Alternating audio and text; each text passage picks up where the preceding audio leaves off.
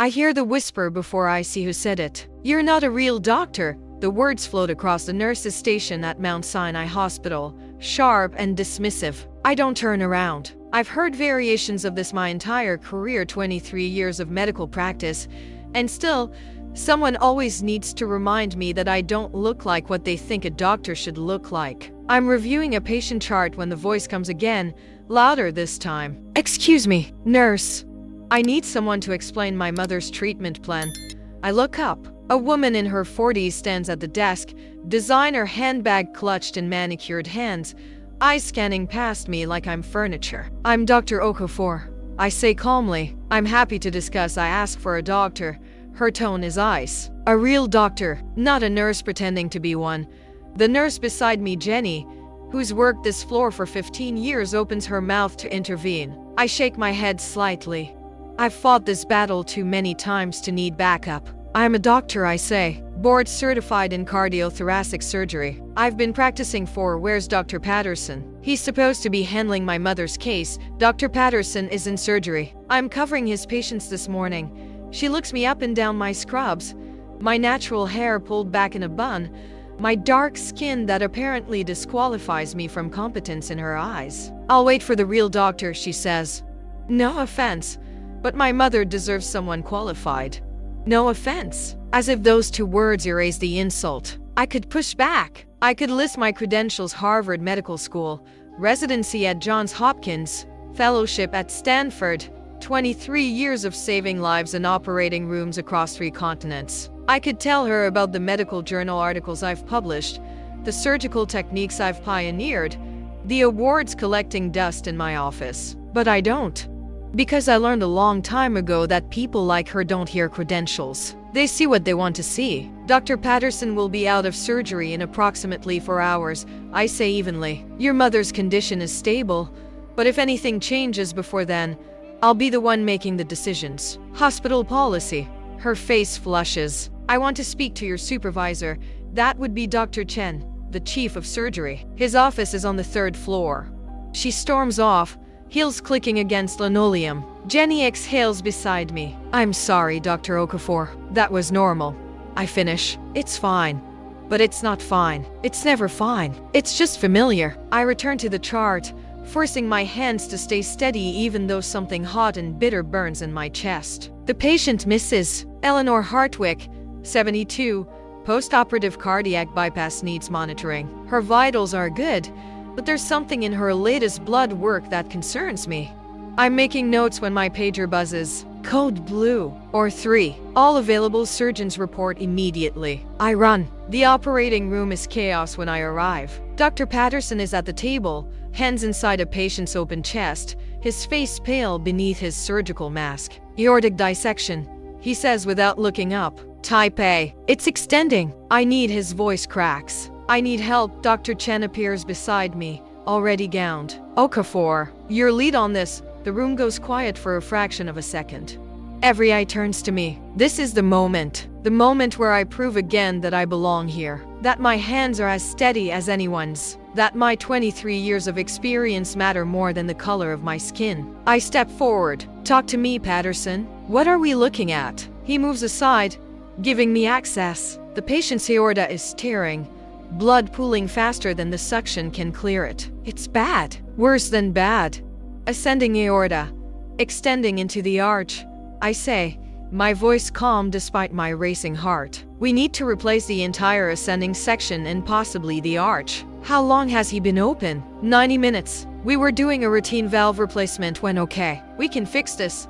I look at the surgical team. "I need a 28mm Dacron graft. Prepare for circulatory arrest. We're going to cool him down and work fast." My hands move with practice precision. Sutures, clamps, the rhythmic dance of surgery that I've performed hundreds of times. The room is silent except for the beep of monitors and my steady instructions. 20 minutes later, the graft is in place. 30 minutes after that, we're closing. The patient's vitals stabilize. The crisis is over. I step back from the table, my scrubs soaked with sweat beneath my gown. Dr. Chen nods at me. "Excellent work, Dr. Okafor." Dr. Patterson pulls off his mask, his hand still shaking. "You saved his life." I froze. I've never seen a dissection extend that fast. And he stops. Thank you. I nod. You would have done the same for me. We clean up in silence. The adrenaline is fading, leaving exhaustion in its wake. I'm pulling off my gloves when Dr. Chen appears beside me. There's someone outside who wants to speak with you, he says. Says it's urgent. I follow him to the surgical waiting area. The woman from earlier, the one who demanded a real doctor, stands by the window, her face streaked with tears. She sees me and freezes. Dr. Okafor, Dr. Chen says, this is Mrs. Hartwick's daughter. I believe you to have met. The woman's mouth opens, closes, opens again. That was you, she whispers. In there, that was you operating. I don't respond. The patient, the man you just saved, that's my husband. Her voice breaks. David.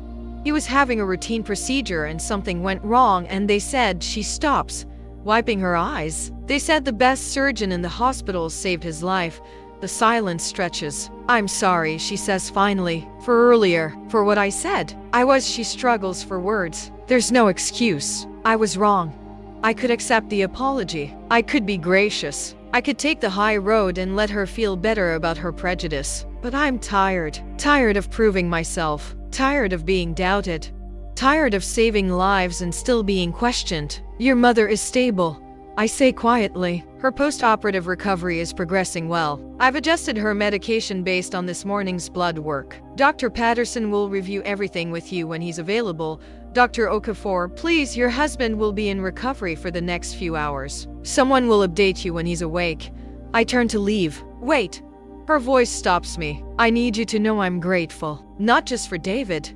For my mother too. For being professional even when she can't finish the sentence. I look at her, really look at her, see the shame and the fear and the desperate need for forgiveness. Mrs. Hartwick, I say slowly, I don't need your gratitude. I need you to do better. To see all people for who they are, not what you assume they are. I pause. Your husband is alive because I'm good at my job. Not because I'm trying to prove something to you, but because this is what I do. This is who I am. She nods, tears streaming down her face. I walk away. In the locker room, I sit on the bench and let myself feel it, the anger, the exhaustion, the bitter satisfaction of being right. Jenny finds me there 20 minutes later. You okay? I saved her husband's life, I say, and she still looked surprised that I knew what I was doing. She's an idiot. She's not alone. I lean back against the lockers. How many times, Jenny? How many times do I have to prove I belong here? She sits beside me, as many times as it takes, until people like her learn to see past their own ignorance. I'm tired of teaching that lesson. I know. We sit in silence. Outside, the hospital continues its endless rhythm. Lives saved, lives lost. The machinery of medicine grinding forward regardless of who doubts whom. My pager buzzes again. Another patient, another crisis. Another chance to prove what I've been proving my entire career. I stand up. Dr. Okafor, Jenny says, for what it's worth, you're the best surgeon I've ever worked with, real or otherwise. I smile despite myself. Thanks, Jenny. I head back to the floor, back to the patients who need me, back to the work that defines me. Because this is what I do. I save lives, whether people believe I can or not. The rest of the day passes in a haze of rounds and consultations. I check on Mrs.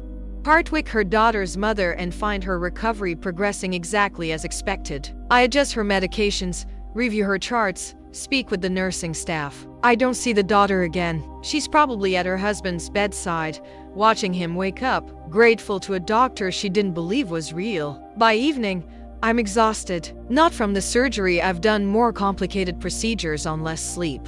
But from the weight of it all, the constant proving, the endless skepticism, the looks that say you don't belong here even after 23 years of belonging exactly here. I'm signing off on my last chart when Dr. Chen appears. Walk with me, he says. It's not a request. We walk through the hospital corridors in silence, past the cafeteria, past the administrative offices, until we reach his office on the 3rd floor. He closes the door behind us. Sit. I sit. He pours 2 glasses of whiskey from a bottle he keeps in his desk drawer, hands me one. To surviving another day in this place, he says. We drink. I heard what happened this morning, he says finally, at the nurse's station. It's fine, it's not fine, Amara. It's never fine. He sets down his glass. How many times has this happened? Just this year? I think about it. The patient who asked for a male doctor, the family member who assumed I was the cleaning staff, the pharmaceutical rep who handed me his coat thinking I was there to take it, the medical student who questioned my diagnosis in front of a patient. I stopped counting. I say, that's the problem. We've normalized it. We've accepted that brilliant surgeons like you have to prove themselves every single day, while mediocre white men get the benefit of the doubt from their first day of residency. Dr. Chen, James, we've worked together for 15 years. Call me James. I take another sip of whiskey. What do you want me to say, James? That it's unfair? That I'm tired? That sometimes I wonder if it's worth it? I want you to know that I see you, that this hospital sees you, that what you did today saving that man's life, handling that woman's ignorance with grace, that's why you're the best surgeon on my staff. One of the best, the best. His voice is firm, and I'm not the only one who thinks so. He pulls out a folder from his desk drawer, slides it across to me. What's this? An offer from the board. They want to create a new position, director of cardiothoracic surgery. You'd oversee the entire department, set protocols, train residents, lead research initiatives. He pauses. They want you, Amara, not despite what happened today, because of how you handled it. I stare at the folder, not opening it. The board was watching, he continues. They saw how you managed that dissection, how you led the team, how you turned a potential disaster into a textbook save. He leans forward, and they saw how you treated that woman afterward, with dignity, with professionalism, even when she didn't deserve it. She apologized after you saved her husband's life. That's not the same as respecting you from the beginning. I open the folder. The offer is generous, more than generous. A significant raise. My own research budget. Authority over hiring and training. An office with a view of Central Park. Everything I've worked for. Everything I've been denied because people couldn't see past their assumptions. Why now? I ask. Because we're tired of losing brilliant doctors to institutions that appreciate them. Because 3 hospitals have tried to recruit you in the last year. Because you're 48 years old and at the peak of your career. And if we don't recognize that now, someone else will. I close the folder. I need to think about it. Take your time. But Almara, he waits until I look at him. You've earned this. Not because of what you overcame. Because of who you are. Because of the lives you've saved. Because you're exceptional at what you do. I leave his office with the folder under my arm and the weight of a decision I never thought I'd have to make. At home, my apartment in Harlem is quiet. I've lived here for 12 years, a rent-controlled 2-bedroom with exposed brick and windows that face a community garden. My ex-husband got the house in Westchester in the divorce. I got my freedom in a space that actually feels like mine. I pour another glass of whiskey. I'm developing a habit and sit by the window. My phone rings. My daughter, Zara. Mom, how was your day? I almost laugh. Complicated. Good complicated or bad complicated? Both. I tell her about the surgery, about the woman at the nurse's station, about the offer from Dr. Chen. Zara is silent for a long moment. She's 26, finishing her residency in pediatrics at Columbia. She knows this world. She's lived it through me. Are you going to take it? She asks finally. I don't know. Why not? Because part of me wonders if I'm being promoted to make them feel better about how they've treated me, like a consolation prize for 23 years of being doubted. Or, Zara says slowly, maybe you're being promoted because you're the best surgeon they have and they finally pulled their heads out of their asses long enough to realize it. I smile despite myself. When did you get so wise? I learned from the best. She pauses. Mom, you've spent your entire career proving you belong. Maybe it's time to stop proving and start leading. Show the next generation of doctors who look like us that they don't have to fight as hard as you did.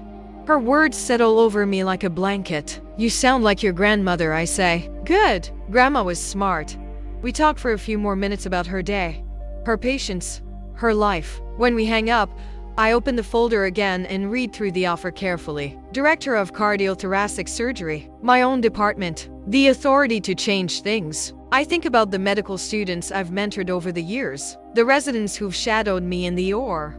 The young doctors, especially the young women of color who've told me I'm the reason they stayed in surgery when everyone else told them to quit. I think about the woman at the nurse's station this morning, about her shock when she realized I was the surgeon who saved her husband, about the thousands of patients who've looked at me and seen a nurse, a janitor, an administrator, anything but a doctor. I think about my mother, who cleaned houses to put me through college, who told me I could be anything I wanted, even when the world said otherwise, who died before she could see me become the surgeon I am today. I pick up my phone and text Dr. Chen. I'll take the position, but I have conditions. His response comes immediately.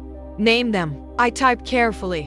1. I want authority to implement bias training for all staff, mandatory, not optional. 2. I want a mentorship program for underrepresented students interested in surgery. 3. I want my name on the department, not just director. I want it to mean something. 3 dots appear, disappear, appear again. Finally.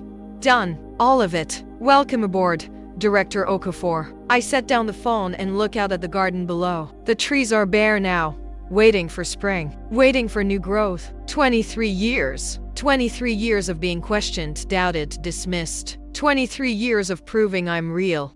And now, finally, I have the power to make sure the next generation doesn't have to prove it quite so hard. I finish my whiskey and go to bed. Tomorrow, I'll start my new position. I'll walk into that hospital not as someone who has to justify her presence, but as someone who shapes the future. I'll be the doctor I always was, the one people couldn't see, until they had no choice but to look. The first day as director of cardiothoracic surgery begins at 5:47 a.m.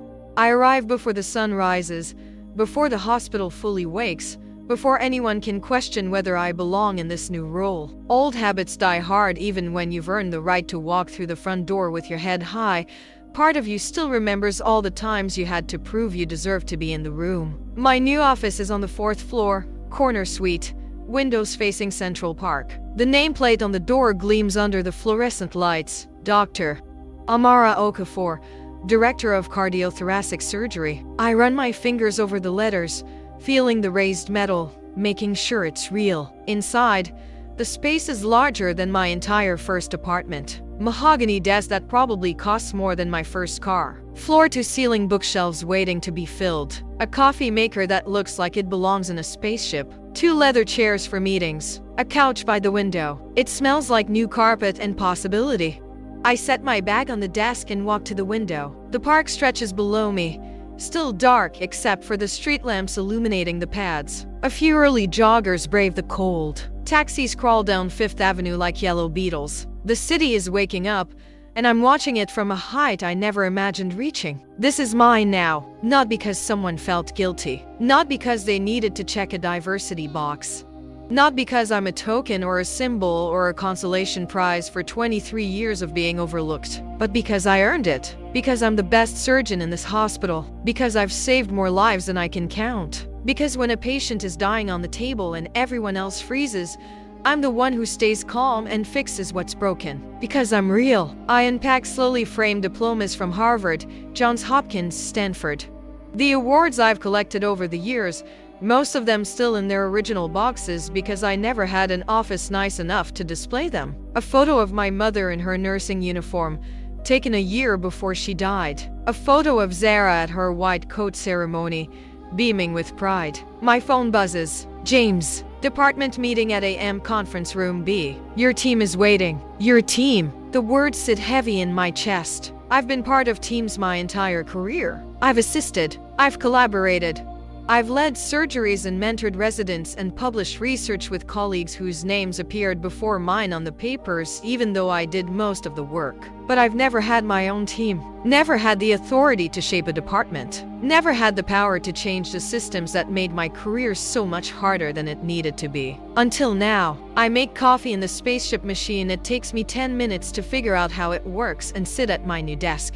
Pull up the files James sent me last night. Profiles of every surgeon, resident, and fellow in the cardiothoracic department. 32 people total, 24 men, 8 women, 3 people of color, including me. I study each face, each resume, each performance review, looking for patterns, looking for the residents who get praised for being confident while others get criticized for being aggressive, looking for the subtle biases that have shaped this department for decades.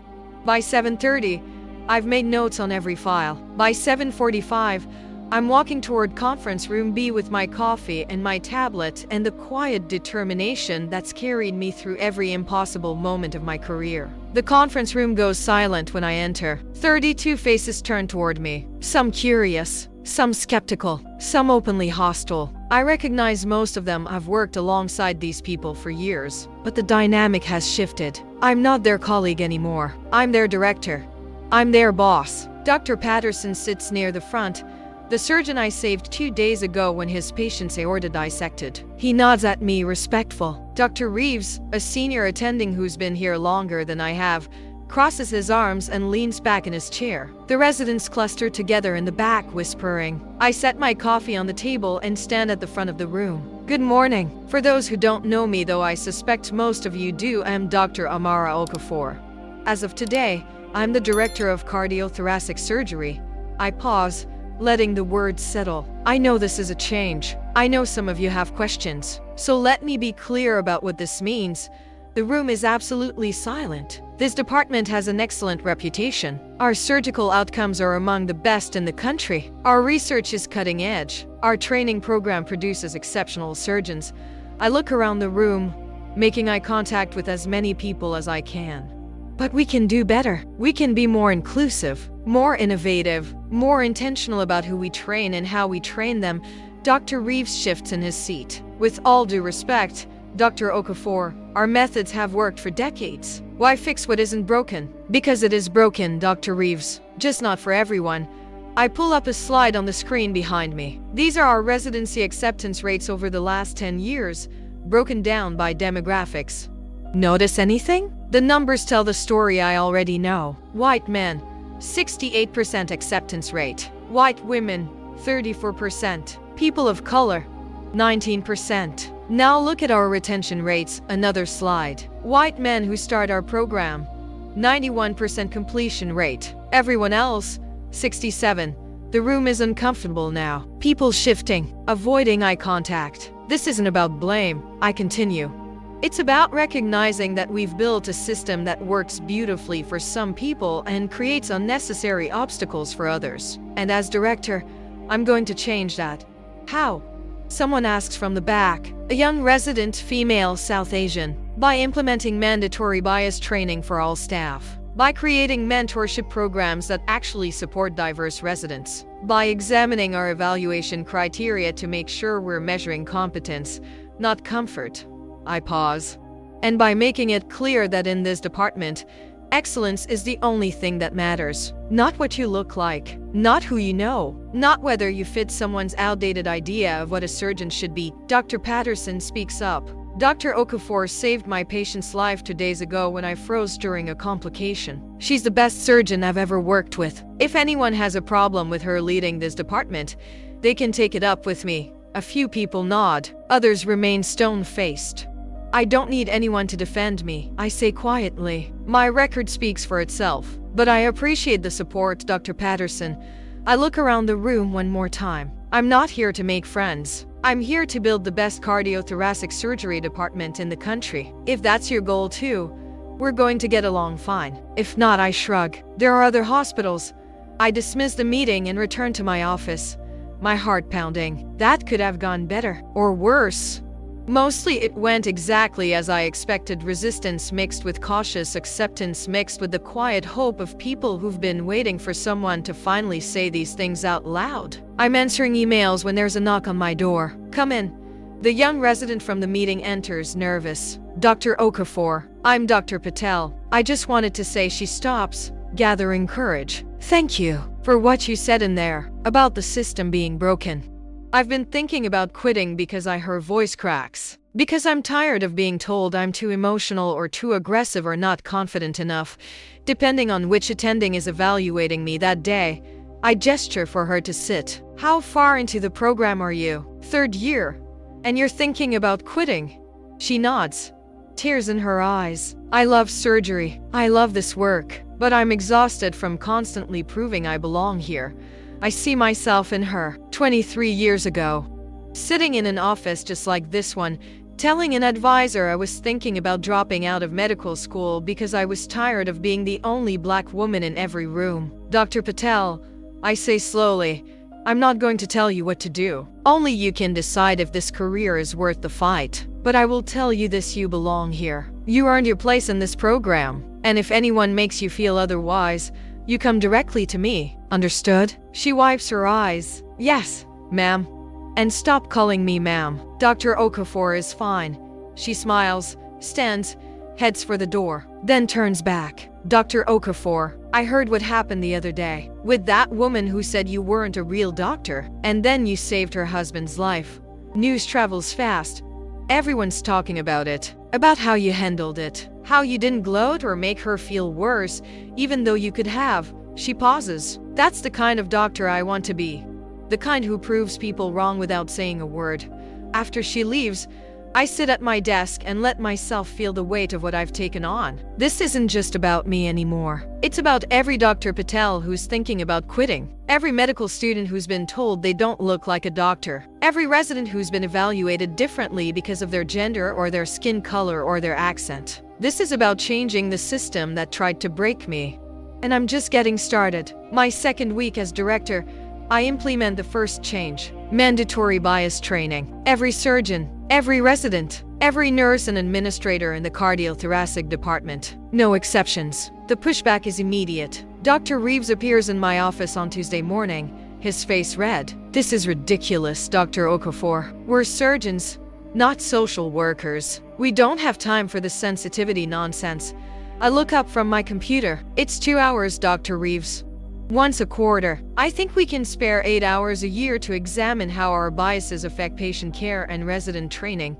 My biases don't affect anything. I treat everyone the same. Do you? I pull up a file on my screen. Last year, you evaluated 6 residents. The 3 male residents received an average score of 8.7 out of 10. The 3 female residents received an average of 6.2. Care to explain that discrepancy? His jaw tightens. The women were less competent. Really? Because their surgical outcomes were statistically identical. Their patient satisfaction scores were actually higher. The only difference was your perception of their competence. I've been a surgeon for 30 years and I've been one for 23, which means I've spent 23 years watching excellent doctors get overlooked because they don't fit the mold. I close my laptop. The training is mandatory, Dr. Reeves. You can attend it willingly, or you can find another hospital. Your choice. He leaves without another word. By Wednesday, the complaints reach James. He calls me into his office, looking tired. You're making waves, Amara? Good. The water's been too still for too long. 3 attendings have threatened to resign. The residents are divided. Half of them think you're a hero. The other half think you're on a power trip. What do you think? He leans back in his chair. I think you're doing exactly what I hired you to do, but I need you to be strategic. You can't change everything overnight. I'm not trying to change everything, just the things that matter. The board is watching. Let them watch. I stand. James, you gave me this position because I'm the best surgeon you have. Not because I'm diplomatic. Not because I make people comfortable. Because I get results. Trust me to do that. He sighs. I do trust you. Just try not to burn the whole place down in your first month. I smile. No promises. Thursday morning, the first bias training session begins. I've brought in Dr. Michelle Torres, a psychologist who specializes in implicit bias in medical settings. She's brilliant, unflinching, and completely immune to the defensiveness that fills the room. Let's start with a simple exercise, she says, pulling up an image on the screen. Look at this photo and write down the first word that comes to mind. The photo shows a black woman in scrubs standing in a hospital hallway. I watched a room, watch people write, watch their faces as they realize what they're revealing about themselves. Now, Dr. Torres continues, let's see what you wrote. Who wants to share? Silence. Come on, this is a judgment-free space. What words did you write? Finally, a resident raises his hand. I wrote nurse. Interesting. Anyone else write nurse? Half the room raises their hands. Now let me tell you something about this photo. Dr. Torres smiles. This woman is Dr. Amara Okafor, your new director. She's a Harvard-trained cardiothoracic surgeon with 23 years of experience. She's published over 40 papers in peer-reviewed journals. She's pioneered 3 surgical techniques that are now standard practice worldwide. She pauses. But half of you looked at her and saw a nurse. Why? The room is uncomfortable now. People shifting in their seats, avoiding eye contact. This isn't about making you feel guilty, Dr. Torres continues. It's about recognizing that we all carry biases. They're shaped by our experiences, our culture, the media we consume. The question isn't whether we have biases. It's whether we're willing to examine them and change our behavior accordingly. The session continues for 2 hours. By the end, some people look thoughtful, others look angry. A few look like they've had a genuine revelation. Dr. Patterson approaches me afterward. That was uncomfortable. Good, but necessary. I've been thinking about how I evaluate residents, how I give more leeway to the guys who remind me of myself when I was starting out. He shakes his head. I didn't realize I was doing it. Most people don't. That's why the training matters. Dr. Patel catches me in the hallway, her eyes bright. Dr. Okafor, that was incredible. I've never heard anyone talk about this stuff so directly. It's just the beginning. I tell her, next month, we're revising our evaluation criteria, making sure we're measuring actual competence instead of confidence or likability. Can I help with the revisions? I study her, 3rd-year resident, brilliant surgeon, tired of fighting to be seen. Yes, I say. I'm forming a committee. Residents, attendings, nurses, people who actually understand what it's like to work in this system. You're on it. Her smile could light up the entire hospital. Friday afternoon, I'm reviewing surgical schedules when there's a knock on my door. Come in. Mrs. Hartwick's daughter enters, hesitant. The woman who told me I wasn't a real doctor, whose husband I saved, whose mother I treated with professionalism she didn't deserve. Dr. Okafor, I'm sorry to bother you. I know you're busy. What can I do for you, Mrs. Hartwick? She sits without being invited, clutching her purse like a shield. I wanted to thank you. Again, my husband is home now. Recovering well. The doctors say he wouldn't have survived without your intervention. I'm glad he's doing well. And my mother, she's been discharged too. She keeps talking about you, about how kind you were, even after. She trails off, unable to finish the sentence. I wait. I've been thinking about what you said, about doing better, about seeing people for who they are. She takes a shaky breath. I'm a teacher, high school, and I realized I do the same thing with my students. I make assumptions based on how they look, how they talk, where they come from, and I'm probably hurting them the same way I hurt you. Probably. I want to change that. I want to do better, but I don't know how. I lean back in my chair, studying her. She looks genuine, ashamed, desperate for absolution. Mrs. Hartwick, I'm not here to absolve you. That's not my job. My job is to save lives and train the next generation of surgeons. I pause. But if you want to do better, start by examining your assumptions. When you look at a student and think they're not capable, ask yourself why. Is it based on evidence? Or is it based on bias? That's what Dr. Torres said. In the training session, I raise an eyebrow. You attended the training? I asked if I could sit in. Dr. Chen said it was okay. She looks down at her hands. I needed to understand what I did to you, why it was so wrong. And do you understand now? I think so. I spent my whole life benefiting from a system that sees people like me as default, as normal, as trustworthy, and I never questioned it, never thought about what it's like for people who don't look like me. She looks up, tears in her eyes. I'm sorry, Dr. Okafor, for what I said, for what I assumed, for making you prove yourself when you'd already proven everything. The apology hangs between us. Part of me wants to accept it graciously, to tell her it's okay, that people make mistakes, that what matters is growth. But another part, the part that's been fighting this battle for 23 years, that part is tired of making other people feel better about their prejudice. Your apology is noted, I say finally. But Mrs. Hartwick, I need you to understand something. This isn't about one moment. It's about a lifetime of moments. It's about every time someone looked at me and saw a nurse instead of a doctor.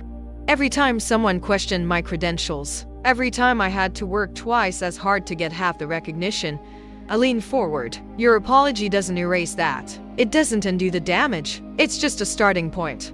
I know it's not enough. Then make it enough. Go back to your classroom and look at your students differently. Question your assumptions. Give opportunities to the kids who don't fit your idea of success. Be the teacher who sees potential instead of limitations. I pause. That's how you make amends. Not with words, with action. She nods, wiping her eyes. I will, I promise. After she leaves, I sit at my desk and stare out at the park. The trees are still bare, but there's something different about them now. A hint of green at the tips of the branches. Spring coming slowly but inevitably. My phone buzzes. Zara, saw your interview in the Times. First black woman to lead cardiothoracic surgery at Mount Sinai. Mom, you're famous. I smile and text back.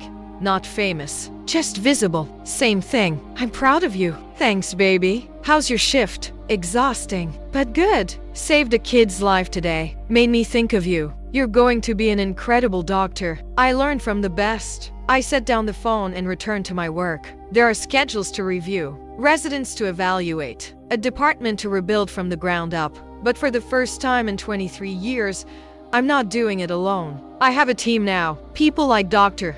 Patel who are hungry for change. People like Dr. Patterson who are willing to examine their biases. People like Dr. Torres who understand that transformation requires discomfort. And I have a platform, a voice, the authority to make the changes I've been dreaming about for decades. 3 months later, the department looks different. Our residency applications have tripled. Half of them are from women and people of color who heard about the changes we're making and want to be part of it. Our evaluation criteria have been revised. We're measuring surgical outcomes, patient care, and collaboration, not confidence or likability or how well someone fits the traditional surgeon mold. We've implemented a mentorship program pairing senior surgeons with junior residents. Dr. Patel is thriving under Dr. Patterson's guidance. 2 other residents who were considering quitting have decided to stay. And the bias training? It's expanded beyond our department. 3 other departments have requested Dr. Torres's services. The hospital administration is considering making it mandatory hospital-wide. I'm in my office on a Tuesday afternoon when James appears in my doorway. Got a minute? Always. He sits, looking more relaxed than I've seen him in months. The board met this morning. They wanted me to pass along a message. Should I be worried? The opposite. They're impressed, Amara. Surgical outcomes are up. Resident satisfaction is up. Applications are through the roof. You've transformed this department in 3 months. We've transformed it. It wasn't just me, but you led it. You pushed when everyone else wanted to maintain the status quo. He pauses. They want to know if you'd be interested in a larger role. Vice President of Surgical Services. You'd oversee all surgical departments, not just cardiothoracic. I stare at him. That's a significant promotion. You've earned it. And honestly, we need someone with your vision leading at a higher level. Someone who's not afraid to challenge the way things have always been done. I think about it. More responsibility, more authority, more opportunity to create change, but also more politics, more bureaucracy, more time away from the operating room. Can I think about it? Of course. Take your time. After he leaves, I walk to the window. The park is green now, fully alive. Joggers and cyclists and families with strollers. The city in perpetual motion. My phone rings. My mother's number. For a moment, I forget she's gone. Forget that she died 5 years ago. Forget that I can't call her and tell her about the promotion, about the changes I'm making, about the legacy I'm building. Then I remember, and I feel the familiar ache of her absence. But I also feel her presence. In the work I do, in the lives I save, in the doctors I mentor. She's here, in every choice I make to fight for what's right instead of what's easy. I think about what she would say if she were here. She'd tell me to take the promotion, to keep climbing, to use every ounce of power I have to make things better for the people coming after me. She'd tell me I'm not done yet. And she'd be right. I pick up my phone and text James. I'm interested. Let's talk details. His response is immediate. I knew you would be. Congratulations, Dr. Okafor. I set down the phone and look out at the city one more time. 23 years ago, I walked into a hospital as a first-year resident, terrified and determined. People looked at me and saw a nurse, saw someone who didn't belong, saw someone who would never make it. They were wrong. I made it. I more than made it. I became the doctor they said I couldn't be. I built the career they said was impossible. I changed the system they said was unchangeable. And I'm not done yet. Not even close. Because this isn't just about me anymore. It's about every Dr. Patel fighting to be seen. Every medical student who doesn't fit the mold. Every patient who deserves a doctor who looks like them, who understands them, who sees them as fully human. This is about legacy, and mine is just beginning. I return to my desk and pull up the files for the vice president position. Start making notes. Start planning the changes I'll implement. Start building the future I want to see. Outside, the sun sets over Central Park, painting the sky orange and pink and gold. Inside, I work, because that's what I do. I work, I fight, I build, and I prove, every single day, that I am exactly what I always said I was. A real doctor, the best kind. The kind who refuses to accept the world as it is and insists on making it what it should be.